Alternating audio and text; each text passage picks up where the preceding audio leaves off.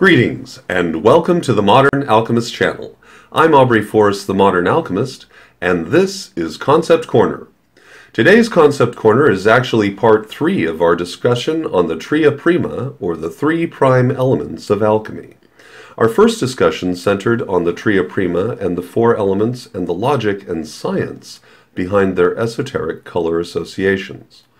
The second video centered on the logic behind the associations between the Tria Prima and how they are positioned relative to each other, as well as the reasoning behind why these associations are as they are.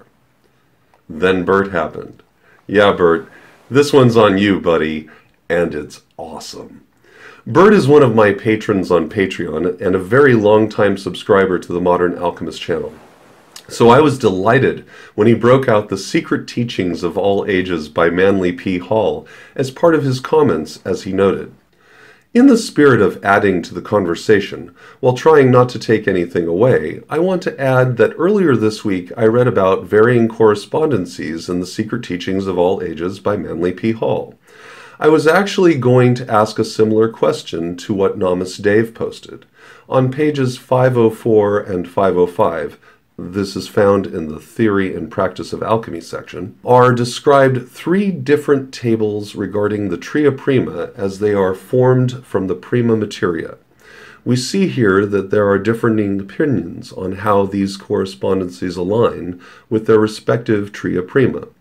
Since they all come from the same eternal substance, I would assume that they do intermingle and overlap in some areas, depending on the circumstance or symbolism being conveyed by the respective alchemist. Bert, you're right. They do intermingle and overlap, depending on the circumstance or symbolism being conveyed by the respective alchemist. And this is a very important observation, because it reveals the nature of the alchemy being practiced, and from which of the 4 worlds the alchemist in question is operating. So, the question is there an easy way to convey this principle in a clear and meaningful presentation? There is, and we're going to explore all of this together over the course of this video. Ready? Let's begin. Shall we begin?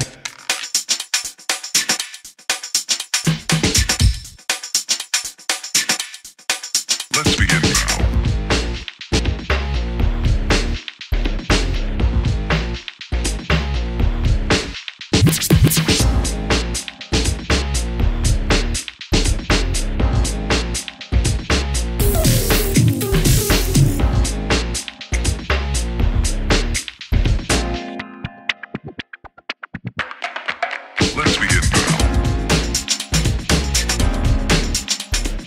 Before moving forward, it might prove really helpful to read a small section from the book which precedes the tables in question that perked Bert's interest. Incidentally, the entire text may be found on my most favorite of resources on the web, that being the Internet Sacred Texts Archive. Simply type in Manly P. Hall under the author search window, select the Sacred Teachings of All Ages, and bang, there you are. Let's begin at the section labeled Alchemical Symbolism. Mr. Hall begins. In alchemy, there are 3 symbolic substances, mercury, sulfur, and salt. To these was added a 4th mysterious life principle called azoth.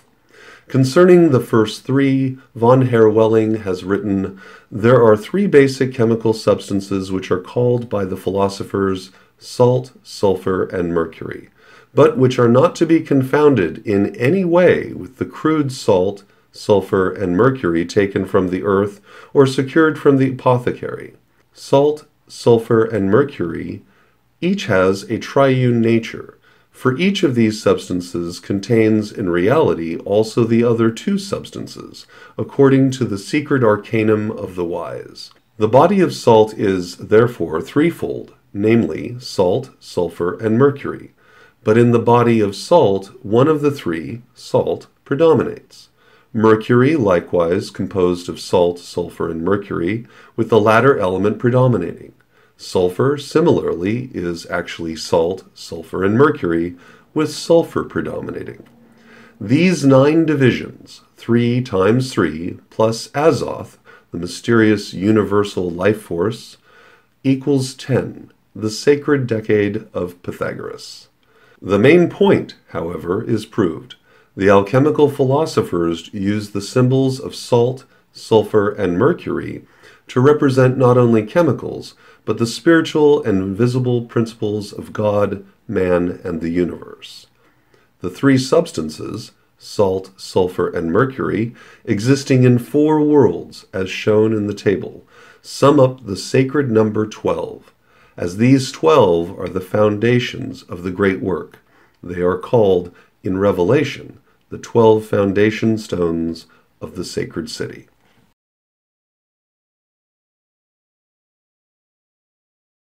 Before digging in any further into this section and discussing the table in question, it is very important to introduce a rather ancient concept that is well in use today. It is what I would call decentralization of information. What this means is that in order to truly grasp the esoteric, one must recognize that one will rarely find all the secrets kept within a single volume. If the material appears to be presented in full, rarely is one provided a clue as to how to resolve apparent contradiction.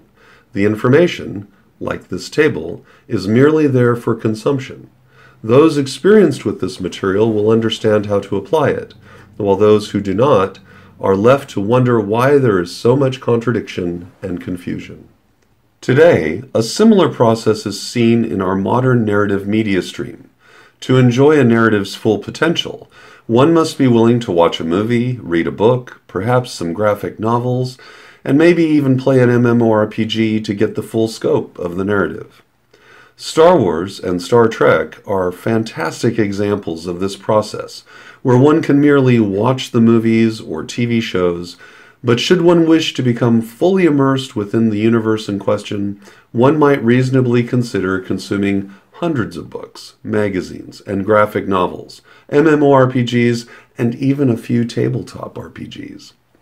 For the avid fan, consuming all of this breathes a massive amount of life to the subject matter at hand, giving a third dimension to their experience, making their experience meaningful and real. Similarly, this information spread is in everything that is esoteric. But in this case, it was done as a means of damage control, should those who are opposed to the esoteric discover the urge to burn a few more books and martyr a few more alchemists along the way. Astronomy and palmistry, for example, are embedded with mythology, so that even though the actual narrative of the god in question may be forgotten, lost, or misunderstood, the attributes of that divinity remain intact and are reflected within our own ethereal nature as presented on the palm of our hands. Other ways this information spread is accomplished is elegantly preserved in the movie The Ninth Gate by Roman Polanski. In this movie, the protagonist, played by Johnny Depp, is pursuing the authenticity of a particular occult text. As it turns out, the actual section of the text that is of most importance are the illustrations, of which there are 9. But each of the 3 remaining texts only has 3 illustrations which are authentic. The other 6 are there to mislead the uninitiated. I mention this because I believe that this is, at least in part, what we are seeing presented here in the tables within Mr. Hall's amazing book. To understand the rest requires that we grasp the perspective from which these associations are given, and understand how certain attributions might undergo a transfiguration, and why.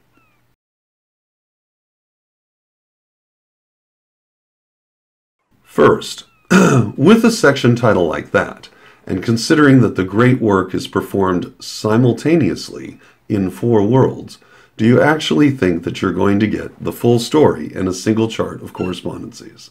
No, not with the information spread principle at play. So, in order to fully grasp these 3 tables, we need a key. The key we shall use to decrypt these tables is the rose cross. The key we will use to resolve any paradoxes between the elements of sulfur and mercury will be found within one of the better kept secrets amid all occult works, that being the Bible.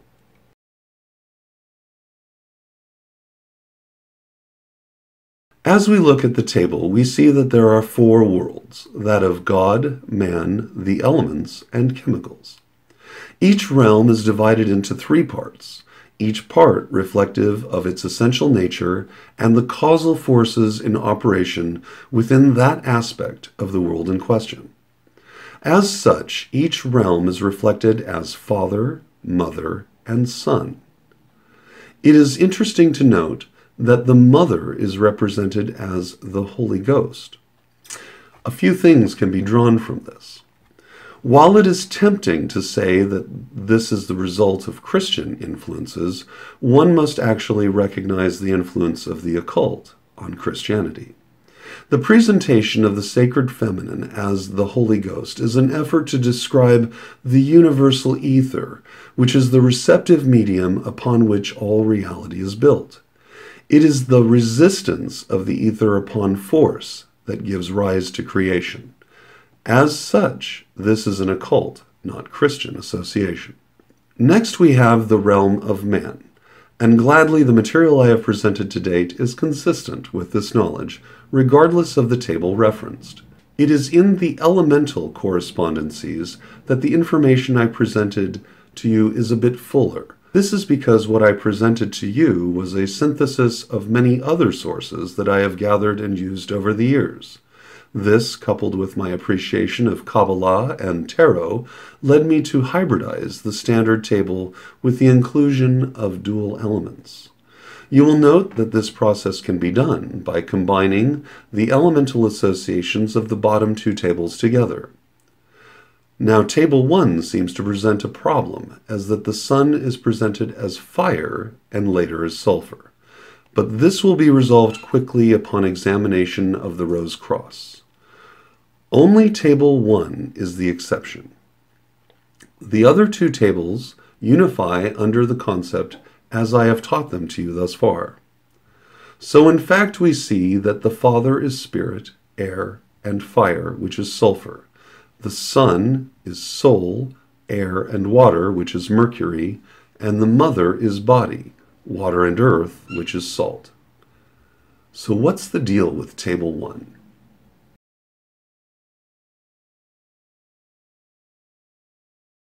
Welcome to the Rose Cross. This is one of the more complex cognitive thought forms employed by various occult and fraternal orders today. This symbol embodies most of the significant esoteric lessons taught within Manly P. Hall's magnum opus, and serves as a mnemonic reference and meditation tool for all who wish to remain sharp in their esoteric studies. There is simply too much to unpack here relative to all that we can see, so we're going to narrow our focus down to three things.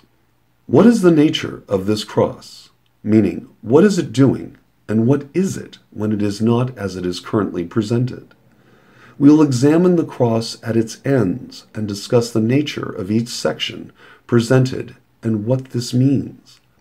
Finally, we will examine the Rose Cross as a roadmap to the Four Worlds of Alchemy and the performance of one's great work.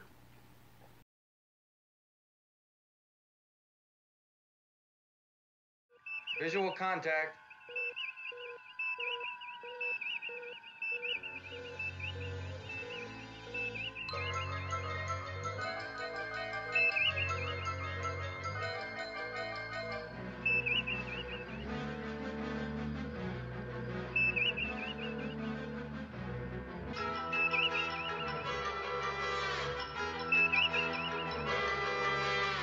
All engines stop. Sound the alert. Bridge to all decks. Condition alert. All decks. Condition alert. Captain Kirk to the bridge.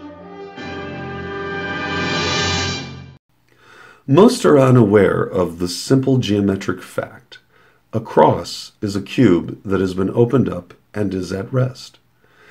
If this cross is laid upon the tree of life, you will see that there is a correspondence between the rose cross and the tree, as the cross is crucified upon the tree. In this position, with the cube opened and now at rest, The correspondence between the alchemical colors of salt and sulfur have assumed their respective positions, wherein the red of sulfur aligns under Geburah and severity, and the blue of salt aligns under Chesed and mercy. In this way, a kind of snapshot of the universe may be taken, showing it without motion, so that we can begin to grasp the forces of the universe in motion when these forces are at play. As we learn from the Kabbalion, the universe is always in motion, as is described in the principle of vibration. How the universe is in motion is related to polarity, cause and effect, rhythm, and gender.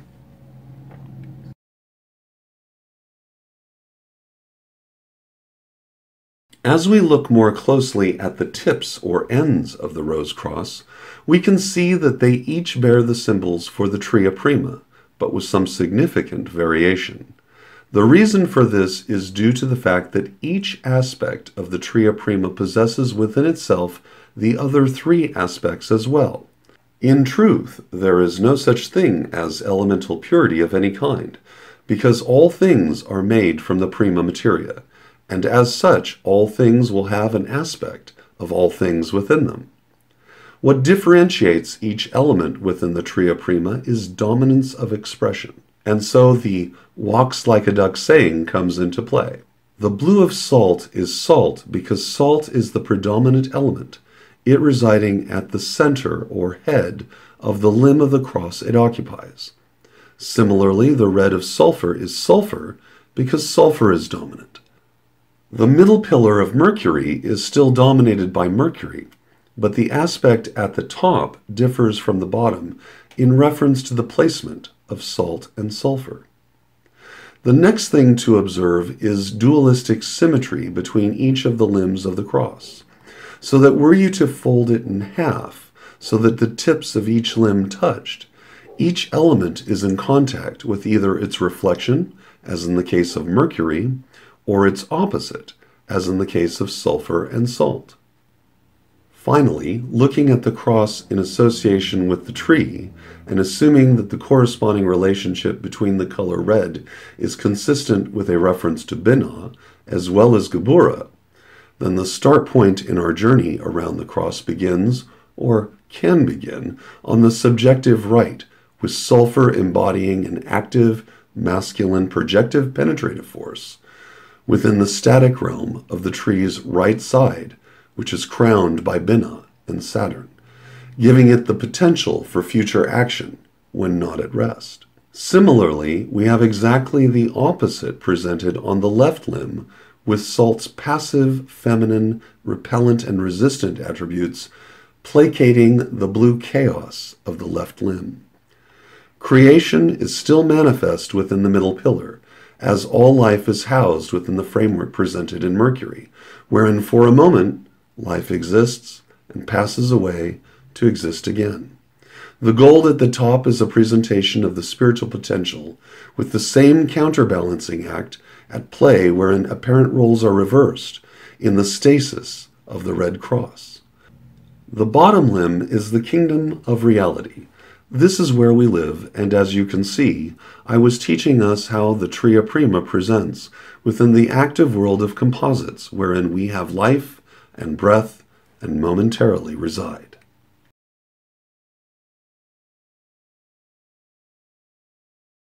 The last thing we will discuss is the apparent contradiction between the chemical elements presented under the Father and Son within the first table. This contradiction requires an understanding of the symbolic narrative structure found within the New Testament in order to be resolved. Specifically, it relates to the doctrine of the transfiguration of the Father and the Son upon the Mount of Transfiguration. There is simply too much astrotheological discussion to unpack relative to this and the doctrine of atonement. What can be drawn is a simple idiom that can lead to a myriad of discoveries, that being that as a component of the atonement, a transfiguration of power took place, and the Father becomes the Son, and the Son becomes the Father. It means that in this state a unique kind of power is manifest, and perhaps obtainable.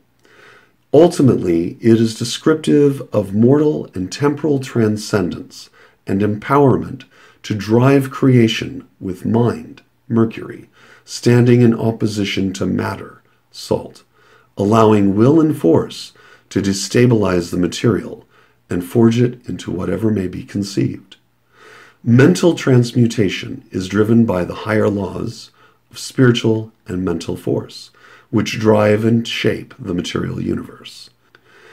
It is in the crossroads of the center of the cross that the alchemist stands simultaneously in the four worlds and is capable of any and all forms of transmutation.